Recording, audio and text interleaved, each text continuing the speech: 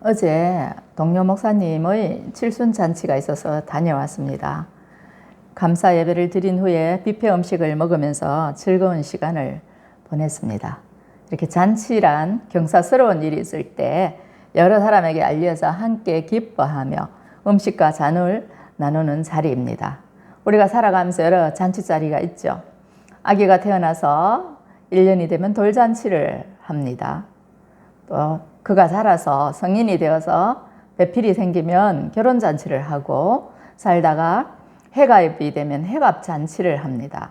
요즘은 해갑보다 칠순 고희를 많이 하는데, 고희연에 우리가 종종 사람들을 초대하곤 하죠. 여러 잔치 중에서도 가장 하이라이트가 되는 것은 혼인잔치라고 생각이 됩니다. 성경에는 혼인잔치에 관한 기록이 몇 군데 나타나는데요. 창세기에는 하나님께서 천지를 창조하신 후에 가장 먼저 부부를 창조하시는 것을 볼 수 있어요. 천지를 창조하셨는데 거기에 살 사람이 없으니까 아담을 만드시고, 또 아담이 독처하는 것이 좋지 못하다 하여서 아담의 갈빗대를 취하셔서 이브를 만들어 오셨습니다. 그리고 두 사람의 결혼을 하나님이 주선하셔서 최초의 가정이 이루어지게 되었습니다. 그 부부란 한 몸이고 또 한 마음입니다. 그래서 부모를 떠나서 연합하여 한 몸이 될지라 말씀을 하셨는데, 이 성경에서 알다라는 그 단어의 원어는 야다인데요. 이 단어를 쓸 때는 부부 사이에 친밀하게 아는 것을 나타내는 그러한 뜻이 있습니다. 부부가 벌거벗어도 부끄럽지 아니하고 서로를 속속들이 알듯이 그렇게 친밀하게 아는 것을 야다라고 하는 거예요. 우리 하나님은 이렇게 우리에게 친밀감을 가지고 계시고 우리를 예수님의 파트너로 삼으시기를 원하십니다. 그래서 늘 우리를 교회로 부르시고 초대를 하시는데요. 오늘 본문에서는 바로 혼인잔치로 천국을 비유해서 말씀하십니다. 성경은요, 창세기 시작도 결혼 이야기로 나타나지만 끝인 계시록에서도 어린 양의 혼인잔치로 마무리가 되는 거예요. 그만큼 혼인이 중요하다는 것을 말씀하고 있는 거예요. 사람의 인생에서 가장 중요한 것이 혼인이고 또 마무리도 혼인으로 끝난다는 것. 그런데 첫 번째 결혼은 사람과 사람끼리의 결혼입니다. 인간과 인간이 만나서 결혼을 하는 것으로 시작을 하는데, 계시록에서는 사람과 사람끼리의 결혼이 아니라 예수님과 성도들 간의 혼인 예식으로 끝이 나는 거예요. 이것이 의미하는 바가 무엇인가 하는 것을 우리는 잘 알아야 됩니다. 지난 시간에 우리는 예수님이 어린 나귀를 타시고 예루살렘에 입성하시는 것을 보았습니다. 예수님이 이제 예루살렘에 들어가시는 것은 십자가를 지기 위해서라고 말씀을 드렸어요. 예수님이 예루살렘에 들어가셔서 맨 처음에 하신 일이 성전을 깨끗게 하시는 성전 정화 작업이었습니다. 예루살렘에는 그 성전이 있습니다. 성전은 하나님의 집이고 만민이 기도하는 집이라 그랬어요. 예배하는 곳이죠. 그런데 그곳에 가서 보니 난장판이 되어 있더라는 거예요. 하나님의 집들에서 상행위가 이루어지고 있었고 폭리가 취해지고 있었습니다. 그래서 주님이 거룩한 분노를 나타내시면서 장사하는 사람들이 상을 둘러 엎으시고 성전을 깨끗게 하셨습니다. 그리고 무화과 나무를 저주하시고 종교 지도자들과 바리새인들 이런 사람들을 책망하는 발언을 하셨어요. 그때 바리새인과 종교 지도자들이 예수님을 두고 무슨 권위로 이런 일을 하느냐. 마태복음 21장 23절에 보면 예수님이 성전을 정화하신 후에 성전에 들어가서 가르치실 때 대제사장들과 백성의 장로들이 나와서 네가 무슨 권위로 이런 일을 하느냐? 누가 이 권위를 주었느냐? 이렇게 예수님을 비난하였습니다. 그때 예수님이 이제 세례 요한의 이야기를 하시고 또 두 아들의 비유를 들어서 천국에 관한 말씀을 하셨습니다. 그 내용은요, 악한 아들 한 사람은 이제 아버지의 말씀을 듣고 가지 아니하고 한 사람은 실소이다 하다가 뉘우치고 갔다. 그 아들이 둘째 아들이라는 거예요. 아버지의 뜻대로 한 사람이 바로 하나님의 나라에 들어간다는 거예요. 그러면서 세리들과 장녀들이 종교 지도자들보다 먼저 천국에 들어간다 이렇게 말씀하셨습니다. 그리고 악한 농부를 또 비유하여서 말씀을 하셨어요. 악한 농부가 주인이 주인이 종들을 보냈는데 하나는 심히 때리고 하나는 죽이고 하나는 돌로 쳤다 그랬어요. 그래서 자기 아들을 나중에 이제 보냈는데 그 아들마저도 죽이고 유산을 차지하였다. 이런 비유로 말씀하셨어요. 이제 이것은 종교 지도자들을 비난하는 그들의 잘못을 지적하는 말씀이었어요. 그래서 그들이 듣고 분노를 했습니다. 45절을 보면 대제사장들과 바리새인들이 예수의 비유를 듣고 자기들을 가르쳐 말씀하심인 줄 알고 잡고자 하나 무리를 무서워하니 이는 그들이 예수를 선지자로 알미었더라. 이제 예수님이 예루살렘에 가셔서 노골적으로 종교 지도자들을 이제 책망하는 말씀을 하셨죠. 비유로 하셨지만 그들은 알아들었어요. 그래서 예수님을 잡으려고 하니까 무리들이 예수님을 선지자로 알았기 때문에 무리를 무서워하여서 예수님을 잡지 못했어요. 그러나 예수님의 지금 때가 점점 다가오고 있는 거예요. 그때 예수님이 다시 비유로 말씀하시는 것이 바로 마태복음 22장 오늘 본문인데 천국은 마치 자기 아들을 위하여 혼인잔치를 베푼 어떤 임금과 같다라고 말씀을 하셨습니다. 임금이요 이제 자기 아들을 위해서 혼인잔치를 베푸는데 사람들을 초대를 하는 거예요. 그 내용이 바로 22장 1절에서 14절 내용입니다. 제가 읽어봅니다.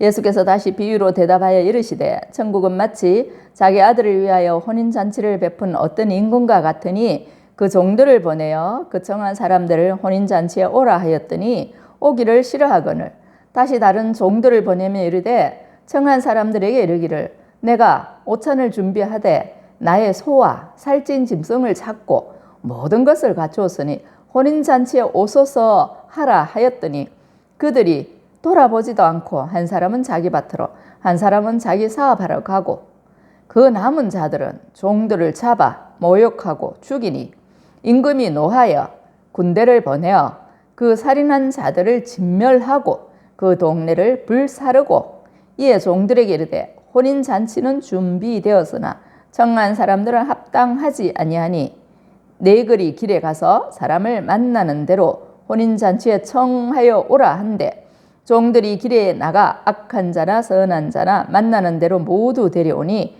혼인잔치에 손님들이 가득한지라 임금이 손님들을 보러 들어올세 거기서 예복을 입지 않은 한 사람을 보고 이르되 친구여 어찌하여 예복을 입지 않고 여기 들어왔느냐 하니 그가 아무 말도 못하거늘 임금이 사환들에게 말하되 그 손과 발을 묶어 바깥 어두운 데에 내던지라 거기서 슬피 울며 이를 갈게 되리라 하니라 청함을 받은 자는 많되 택함을 입은 자는 적으니라.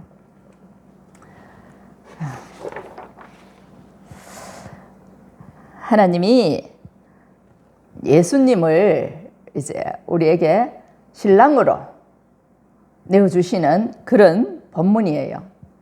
말하자면 하나님께서 우리에게 정원 프로포즈를 하시는 거예요. 내 아들 예수와 결혼하는 게 어때? 이렇게 말씀을 하시는 거예요. 사람과 사람끼리 우리가 남녀가 결혼할 때 프로포즈를 하죠. 나와 결혼하여 주십시오. 이렇게 하는데 그 상대가 예스하고 수락을 하면 혼인이 이루어지고 거절을 하면 혼인이 이루어지지 않습니다. 오늘요 임금이 자기 아들을 위하여서 혼인잔치를 베푸는데 그 잔치에 초대받은 사람들이 있어요. 초대받은 사람들에게 종들을 보냈어요. 그 초대한 사람들을 이제 혼인잔치에 시간이 되었으니 오십시오 이렇게 했어요. 뭐 우리가 잔치할 때는 당연히 청첩장을 보내죠. 그럼 맨날 몇 시 어디서 이런 예식을 하니까 축하해 주러 오십시오. 청첩장을 보내면 그 사람들이 옵니다. 또 일이 있는 사람들은 못 옵니다. 또 축하금을 보내면서 미안하다고 말하는 사람들도 있습니다. 그것이 인간의 도리이죠. 그런데 오늘 이 임금이 베푼 잔치 자리에 초대받은 사람들이요, 참 반응이 싸늘해요. 우리가 이웃의 결혼에도 갈 것인데 임금이 혼인잔치 초대했는데 가기 싫어한다는 거예요. 임금의 아들이 결혼하는데 나랑 무슨 상관이 있습니까? 이런 반응들입니다. 임금 입장에서는 참 기분이 나쁘겠죠. 그래서요, 다시 다른 종들을 보냅니다. 두 번째로 보내는 거예요. 청한 사람들에게 이르기를, 내가 오찬 준비하되 소와 살찐 짐승 잡고 모든 것 갖추었으니 혼인잔치 오소서. 이 정중하게 다시 초대를 했습니다. 뭐 자기들이 준비할 거 없잖아요. 오찬 잘 준비했다. 소도 잡고 살찐 짐승 잘 잡았다.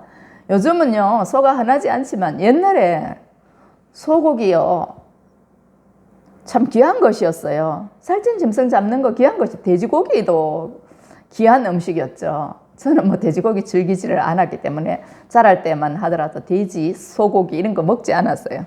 그래서 그 맛이 어떤지도 몰랐지만 사람들은요, 소 잡고 돼지 잡은 잔치는 잘했다고 하는 거예요. 그렇게 준비를 잘해서 혼인잔치에 오시라고 정중하게 초대를 재차했는데 그들이 돌아보지도 않고 한 사람은 자기 밭으로, 한 사람은 자기 사업하러 갔습니다. 임금 아들이 혼인잔치랑 나랑 아무 상관이 없다는 거예요. 나는요, 밭에 가서 일해야 되고요, 나는 내 사업하기 바쁩니다. 당신들이 알아서 결혼식 하십시오. 이런 거예요. 우리가 복음을 전하다 보면 그렇죠. 처음에는요, 참 이분들을 초대하면은 좀 반응이 있지 않을까 싶어서 1차적으로 친분이 있는 분, 올만한 분들을 이렇게 해서 초대를 하고 한번 이렇게 말을 건네보지만 반응이 싸늘해요. 그래서 가족 구원이 어렵고 또 아는 분들을 전도하기가 더 어렵다는 거예요. 이게 바로 유대인들을 향한 하나님의 마음이었어요. 유대인들은요, 구약의 그 하나님의 율법, 약속도 알고 있고 하나님이 유대인들을 선민으로 삼으셨다는 것도 아는 사람들이에요. 또 장차 메시아가 오실 것이라는 것도 아는 사람들이에요. 그런데 그들이 하나님의 그 복음, 구원의 초대에 이렇게 싸늘한 반응을 보인다는 거예요. 아무 상관없다. 예수와 우리는 아무 상관없다. 그러면서 한 사람 밭으로 가고 한 사람은 자기 사업하러 가버립니다. 그런데 여기까지는 참아줄만 한데 그 남은 자들이요, 종들을 잡아 모욕하고 죽이는 거예요. 야, 청첩하고 초대하는 그 일을 위해서 파송받은 종들을 잡아서 모욕을 했다. 게다가 죽였다. 이것은 얼마나 비극적인 일인지 모릅니다. 임금의 호의를 악으로 갚아버리는 거죠. 임금을 얼마나 능멸하는 처사인지 모릅니다. 인간 사는 세상이 이렇게 악하다는 거예요. 좋은 일에 초대했는데 축하는 못해줄 망정 침뱉고 모욕하고 죽이는 게 인간이 사는 세상이라는 거예요. 예수 믿고 구원 받으십시오 하는 게 그래 뭐 잘못된 일입니까? 그런데요, 어떤 사람은요, 그거 듣기 싫다고 그 목사를 두들겨 패는 사람이 있어요. 며칠 전에 어떤 신문사 기자를 잠시 만났는데요, 그분이 예수 천국 지옥 불신이라는 팻말 들고 다니는 목사님을요, 두들겨 팼다고 하더라고요. 시끄럽다고. 왜 사람들이 많이 다니는 길거리에서 이렇게 하냐고 두들겨 팼다는 이야기를 제가 직접 들었어요. 그래서 제가 주의 종을 그렇게 하면 안 된다고, 좋은 말로 하시라고. 그분이 물론 뭐 귀에 거슬리는 말을 해서 불편했는지는 모르지만 그래도 그렇게 하시면 안 된다고 제가 말씀을 드렸는데 그게 뭐 그분에게 무슨 뭐 씨알이 맥히겠습니까? 우리가 사는 게 그렇다는 거예요. 복음 전하다가 순교한 사람들이 얼마나 많습니까? 영국의 그 토마스 선교사는요, 조선의 복음을 외치러 왔다가 대동강변에서 조선 강군의 칼에 찔려 순교를 했죠. 성경을 그 조선인에게 건네주고는 순교를 했습니다. 그때가 20대였습니다. 꽃다운 나이에 순교를 했습니다. 또요, 샘물교회가 아프가니스탄에 선교하러 갔다가 몇몇 사람들이 순교를 했죠.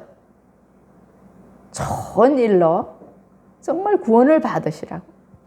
이 세상은 절망뿐이고 고통뿐인데 예수님의 신부가 되시라고 그렇게 좋은 소식을 전하러 갔다가 참변을 당했다는 거예요. 이게 세상이라는 거예요. 이 소식이 들리니까 잔칫날이 무슨 날이 됐습니까? 조상을 치르는 날이 되고 말았죠. 잔치집 분위기가 조상집 분위기가 되었습니다. 임금이 노했습니다. 그래서 군대를 보내죠. 임금은 군대를 통솔할 수 있는 통수권자이죠. 그래서 군대를 보냈습니다. 그래서 그 살인한 자들을 진멸했습니다. 한 사람도 남김없이 모조리 죽였다는 거예요. 하나님을 대적할 때, 그리고 하나님의 종들을 죽인 사람들, 그 사람들을 하나님이 진멸하신다는 거예요. 하늘의 군대를 보내셔가지고 진멸케 하시는 거예요. 그리고 그 동네를 불살랐다 그랬습니다. 완전히 폐허가 되어버렸죠. 이것은요, 유대인들의 역사가 말해줍니다. 예수님 당시가 AD 30년경이었다면 33세에 예수님이 십자가를 지시죠. AD 70년에 로마의 디도 장군이 예루살렘을 함락시키고 돌 위에 돌 하나도 남지 않을 만큼 예루살렘 성전까지 폐허가 되고 말았습니다. 그렇게 자랑하던 예루살렘 성전이 파괴되어 버렸습니다. 하나님이 로마 군대를 몽둥이로 들어서 그 완악하고 폐쇄적이고 하나님을 적대시하는, 예수님을 적대시하는 그런 사람들을 심판하셨어요. 거절하는 것은요, 사람의 자유의지가 있기 때문에 거절할 수 있어요. 누가 나랑 결혼합시다. 그러면 자기 마음에 안 들면 거절할 수 있죠. 자유의지가 있어요. 복음을 거절할 수 있습니다. 그러나 그 후에 일어나는 일들, 거절하는 것까지 좋은데 재차 청해도 안 듣습니다. 그것까지도 좋아요. 근데 왜 죽입니까? 하나님의 종을 죽인다. 이거는요, 심판받아 마땅한 거죠. 죄의 작성 사망인데 살인으로 죄값을 묻는 게 마땅하죠. 그래서 하나님이요, 회개하지 않는 이 사람들을 심판하셨습니다. 거절을 하는 거 내 마음이고 내 자유의지입니다. 그러나 하나님의 심판은 우리가 어떻게 할 수 없어요. 우리가 하늘에서 비 내리고 구름을 몰고 오는 거 우리가 할 수 없는 거예요. 천둥 번개치는 거 우리가 조절할 수 없는 거예요. 이와 같이 하나님의 심판을 우리가 어떻게 할 수 없다는 거죠. 1차적으로 한바탕 전쟁이 지나갔으면 영적인 전쟁을 치른 거예요. 그 후에 이제 또 종들을 파송합니다. 혼인잔치는 준비되어 있다. 그런데 청한 사람들은 합당하지 않다. 이 사람들을 청했더니 자격 미달이다 말씀하시는 거죠. 그래서 이번에는 네거리 길에 가서 사람을 만나는 대로 혼인잔치에 청하여 오라 한대. 전에는요, 좀 하나님에 대한 배경 지식이 있고 씨알이 먹힐 만한 사람들 초대했더니 합당하지 않다는 거예요. 불합격. 심판하신 후에 이제 네거리 길로 가라. 네거리는 어떤 곳입니까? 성 안에는 폐쇄적인 곳이고 좀 나름 소유도 있고 나름 자부심 있는 사람들이 살고 있는 곳이라면 네거리는 열린 공간입니다. 거기는 동서남북 어디로든 소통이 되고 갈 수 있는 곳이 네거리예요. 거기 가서 사람들 많기 때문에 사람들 만나는 대로 혼인잔치에 청하여 오라. 이제는 청첩장 목록 없이 누구든지 응하던 사람 다 데려오라는 거예요. 이것은 이방인에게 전도의 문, 구원의 문이 열렸다는 걸 말씀하는 거예요. 종들이 길에 나가 악한 자나 선한 자나 만나는 대로 모두 데려오니 혼인잔치에 손님들이 가득한지라 그랬어요. 하나님은 우리를 구원회로 초대하시는데 세리도 좋고 장녀도 좋다. 알코올 중독자도 좋다. 사람 가리지 마라. 인종차별하지 마라. 남녀 불문하라. 누구든지 예수님의 신부가 될 수 있다. 이렇게 말씀을 하는 거예요.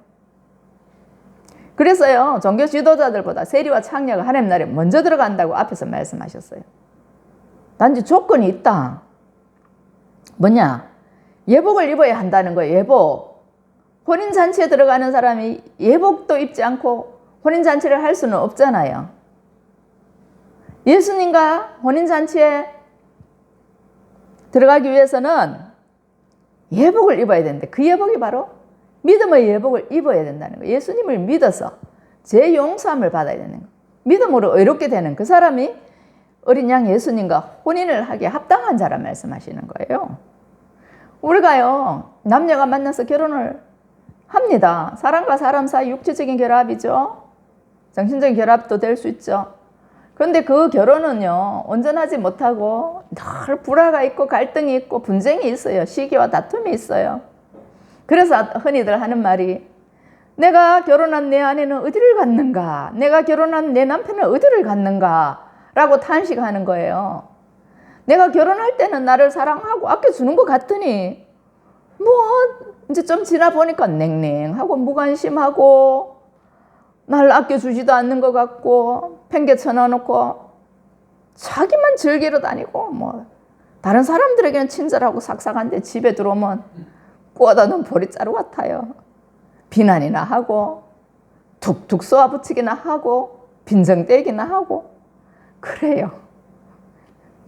그래서요, 하나님이 우리 모두에게 영원한 신랑 되시는 예수님을 맞으라고 하시는 거예요. 그 혼인잔치 자리에 초대하시는 거예요. 그 영적인 신랑이 필요하다는 거예요.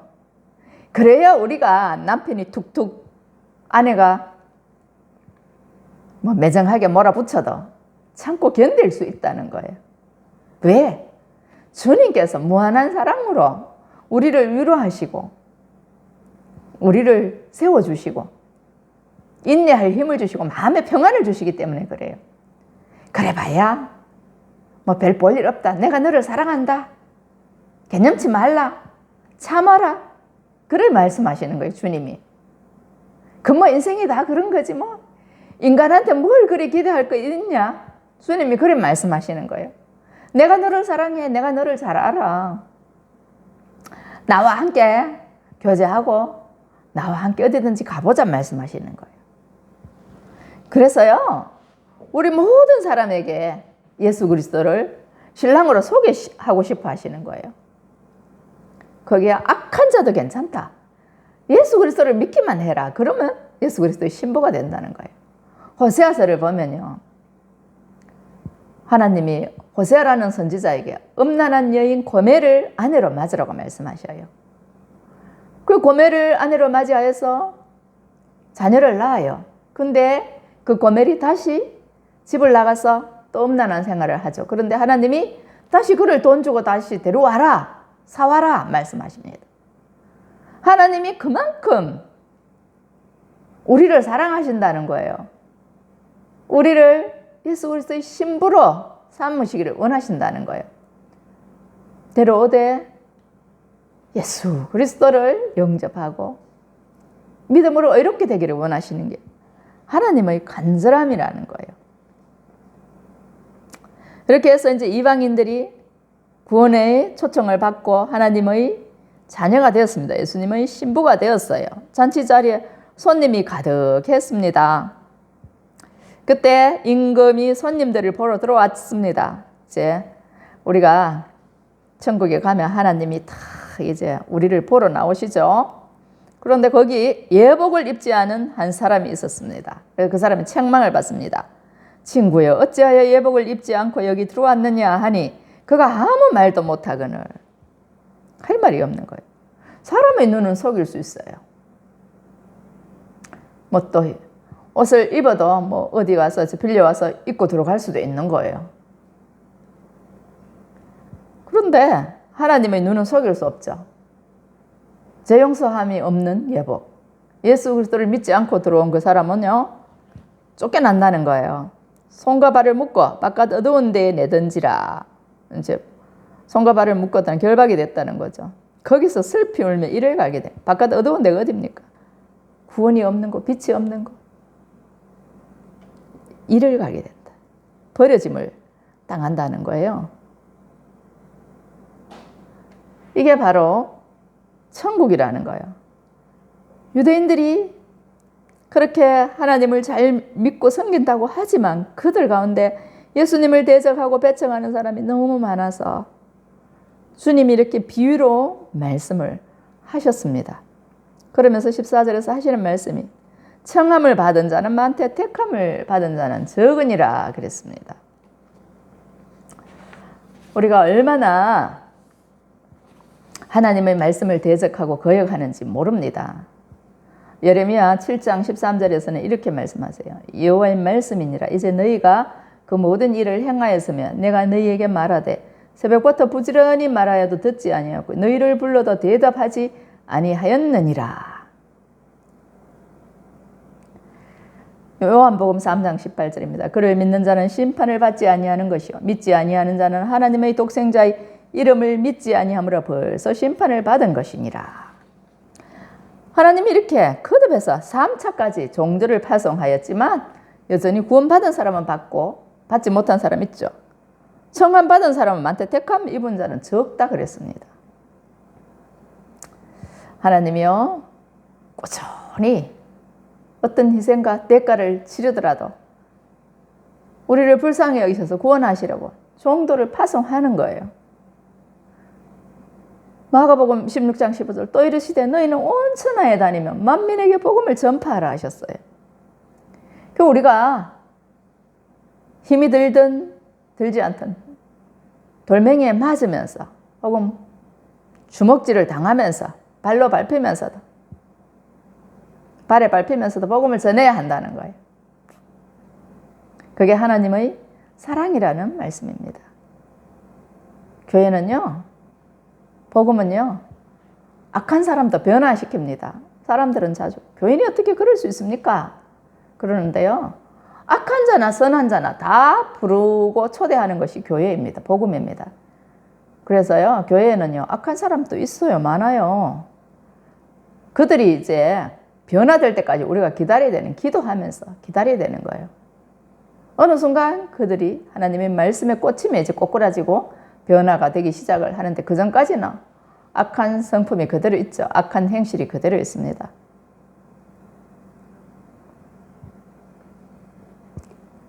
우리가 할 수는 없어요. 하나님이 그를 감동 감화하셔서 변화되게 하시는 겁니다. 복음이 그렇게 되는 거예요. 복음의 능력입니다. 그것이 바로 마태복음 22장에서 하시는 말씀입니다. 우리는 좀 복음을 전할 때 가려가면서 전하고 싶잖아요. 좀 고상한 사람 좀 오면 좋겠다, 건강한 사람 오면 좋겠다 싶은데 그렇지 않습니다. 네 거리 길에 가서 닥치는 대로 혼인잔치 청하여 오라 그랬습니다. 병든 자, 눈먼 자, 가난한 자, 심신이 공고한 자 다 데리고 오라 그랬습니다. 파산당한 자 다 데리고 와서 복음으로 거듭나게 하라. 이것이 하나님의 말씀입니다. 여기는 예외가 없어요. 헬라인이나 유대인이나, 헬라인은 이방인을 말하고 유대인은 선민을 말하죠. 똑같이 예수님을 믿고 죄 용서를 받고 어린 양의 혼인잔치에 들어갈 수 있다 말씀합니다. 그것을 위해서 지금 또 하나님은 끊임없이 종들을 파송하시는 거예요. 왜? 지금 구원을 받아야 되니까요. 지금 구원을 받지 못하면 어린 양과의 혼인잔치에 들어갈 수가 없는 거예요.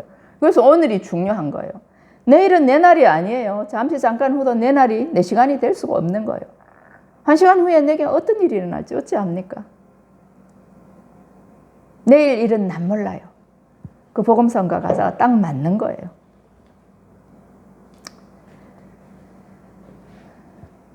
로마서 3장 22절 곧 예수 그리스도를 믿음으로 말미암아 모든 믿는 자에게 미치는 하나님의 의인이 차별이 없느니라 그랬어요.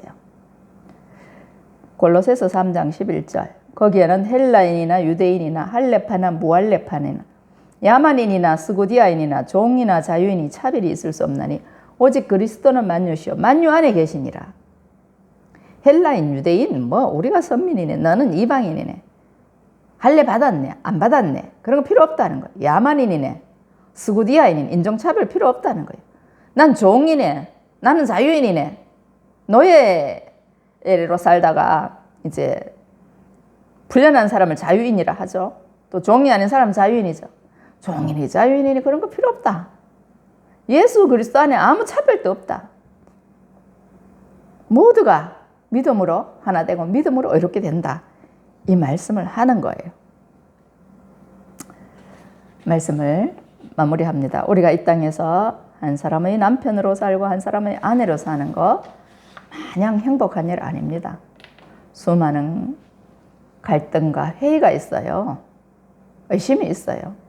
의부증 걸리고 의처증 걸린 사람들 의외로 많아요. 그것 때문에 살인사건도 많이 일어나고요. 사건 반장이라든가 뭐 이런 거 보면은 의처증, 의부증이 오면 망상을 하게 됩니다. 망상에 사로잡히는데요. 그거는 이 뇌의 기능이요. 제대로 작동하지 않는 거예요. 마음이 분열된 거예요.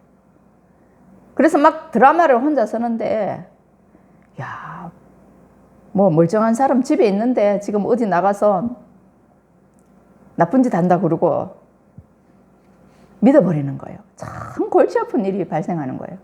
그래서 그걸 내가 어떻게 해보겠다고 막 흉기를 휘두르고 그런 것이 우리의 현실입니다. 그 모든 것들이 다 마음이 상하고 끼어지고 찢겨져서 나타나는 현상이에요. 그래서 우리에게 예수님이 필요한 거예요. 우리가 예수님의 신부가 되면요, 예수님의 사랑 안에서 그것들이 치유가 되고 회복이 되는 거예요. 예수님의 상하고 찢긴 마음을 사메어주고 사랑의 연고를 발라주시는 거예요. 골치 아픈 부부관계, 고부관계, 이웃관계, 주님의 사랑으로 풀어지는 거예요. 그러니까 구원과 심판은 동전의 양면과 같습니다. 내가 하나님의 말씀, 구원의 초대장을 받고 아멘으로 반응하며 구원이요, 거절하면 심판이라는 거예요. 동전의 양면과 같. 우리 인생이 희극이냐 비극이냐, 그것도 동전의 양면과 같습니다. 내가 어떠한 것을 수락하고 어떤 것을 거절하냐에 따라서 희극이 될 수도 있고 비극이 될 수도 있다는 거예요. 누구 탓도 아닙니다. 너 때문에 그래 보지만 결국은 내가 선택한 거거든요. 내가 단호하게 노라고 하면 그럴 일도 없을 것이고, 내가 단호하게 예스를 선택했으면 또 그랬을 것이고, 그런 거예요.